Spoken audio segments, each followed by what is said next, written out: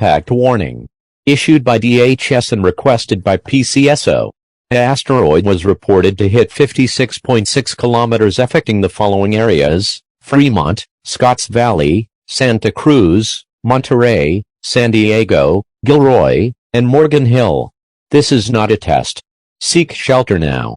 The Federal Emergency Management Agency, the California Highway Patrol, the California Military Department, and your local authorities will use public transportation to escort you to the East Coast as quickly as possible. If you don't evacuate, you are guaranteed death.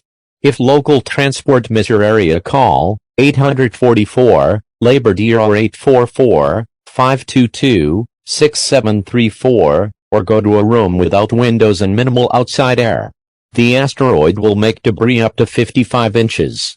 Make sure to bring a battery-powered radio, food, and water.